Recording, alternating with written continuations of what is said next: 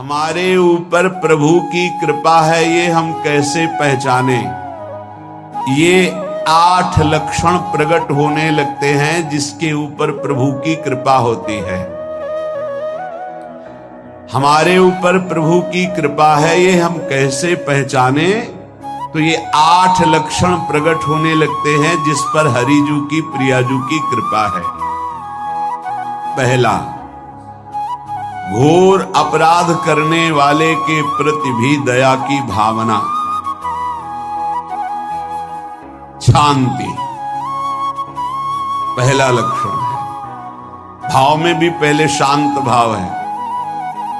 हमारे ऊपर श्री हरिजू की कृपा है, इसकी पहचान ये 8 लक्षण। पहला, शांति, अर्थात घोर अपराधी के प्रति भी गुस्सा ना क्षमा करना, ये हरि की कृपा का लक्षण है। देख लो भाई, घोर अपराधी शब्द तो जाने दो, जरा सा प्रतिकूल हो जाए तो लाख समझाओ पर भ्रकुटी तनी रहती है। भला ऐसा है? अपराधी पर भी क्षमा का भाव होना, ये हरि कृपा पात्र में ही होगा, अन्य में नहीं। तो अगर अपने हृदय में ऐसा लगे कि ऐसा नहीं है तो हरिजू से प्रार्थना करनी चाहिए कि कृपा करो मेरे में सामर्थ्य आवे। दूसरा, अनुसूया, वो किसी भी के प्रति कभी भी कोई दोष दर्शन ही नहीं करेगा। दोष कथन, दोष श्रवण की तो बात जाने दो। अनुसूया, दूसरों के गुणों में दोष ढूंढना ये नहीं होता। हरि कृपा पात्र में नहीं होता। ये सब भजन के नाश करने वाले हैं। जैसे पहला अपराधी पर क्रोध कर देना, तो माया ने भेजा इसीलिए था कि तुम्हारे साथ व्यवहार ऐसा करे कि तुम क्रोध करो। क्रोध करोगे तुम्हारी ऊर्जा शक्ति नष्ट हो जाएगी, अध्यात्म में जो चलने की थी। और कहीं तुमने संकल्प कर लिया तो भजन शक्ति नष्ट हो जाएगी। तो अगर भजन बल है तो गया, जरूर उसको दंड मिलेगा, पक्का मिलेगा, 100% मिलेगा, लेकिन आप खाली हो गए। ना भजन करने की वृत्ति रहेगी और ना भजन रहेगा, दोनों बात। अनुसूया, किसी के सद्गुणों में दोष देखना, गुणों में दोष ढूंढना, ये हरि कृपा पात्र में नहीं होता। ये बहुत मंगलमयी बातें हैं जिससे हमारा भजन मार्ग पुष्ट होता है। तीसरा, वो बाहर से और भीतर से पवित्र रहता है, हरि कृपा पात्र। शौचाचार का ज्ञान होना चाहिए, वस्त्र आपके पवित्र होने चाहिए, ये बाहरी जल रज आदि के द्वारा बाहरी पवित्रता। और निष्कपटता, निश्चलता, सत्य भाव, ये अंदर की पवित्रता है। अगर कपट है, छल है, असत्य है तो हृदय मलिन रहता है। भीतर और बाहर से पवित्र रहना, इसमें खास बात क्या है? भीतर और बाहर से पवित्र रहने में, भीतर और बाहर से सदैव पवित्र कौन रह सकता है? तो बोले जो पुंडरीकाक्ष भगवान श्री हरि का प्रियाजू का स्मरण करता रहता है, शवायाभ्यंतर शुचि, वो बाह्य और अभ्यंतर दोनों से पावन रहता है। तीसरी जो कृपा का लक्षण है, अर्थात वो सदैव भगवत चिंतन परायण, शौचाचार का पालन करने वाला, बाहर और भीतर से हरि कृपा पात्र पवित्र रहता है। चौथा,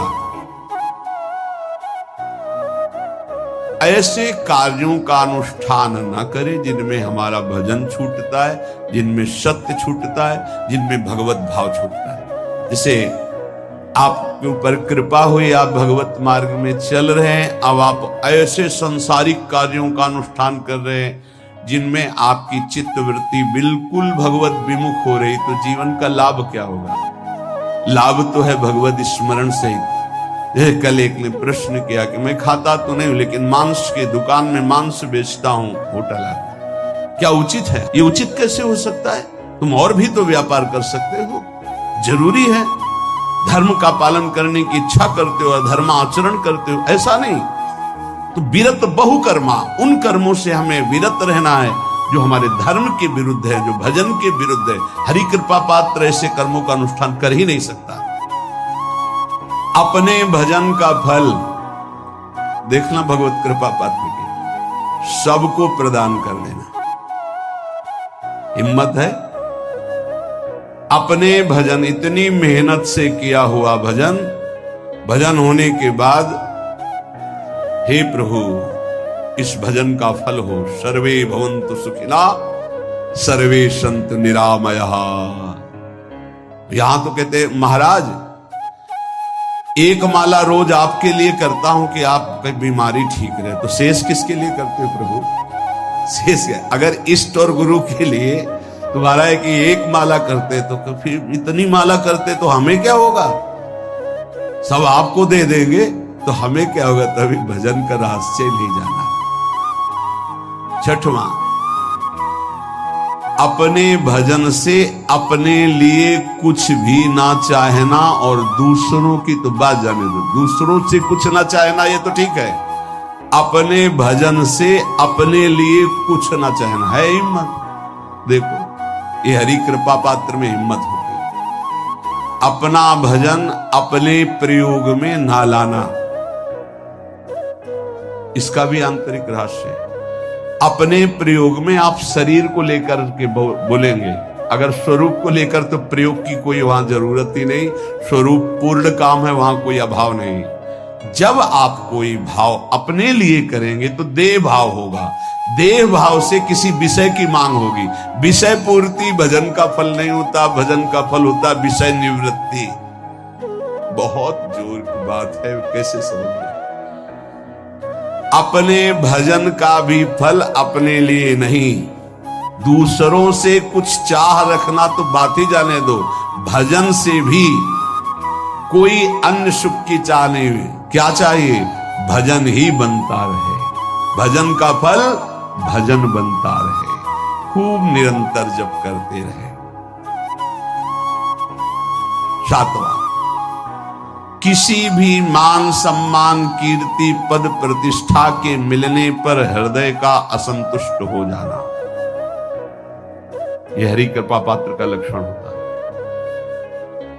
प्रणाम नमस्कार जय हो तो हृदय में असंतुष्ट हो जाना चाहिए। कोई किंचन मात्र अभिमान न उदय हो जाए। प्रभु बचाओ, ये माया की चकाचौंध से बचा लो नाथ। कौन सा अपराध बन गया कि आपकी जय की जगह यहां हमको ऐसा सुनना पड़े।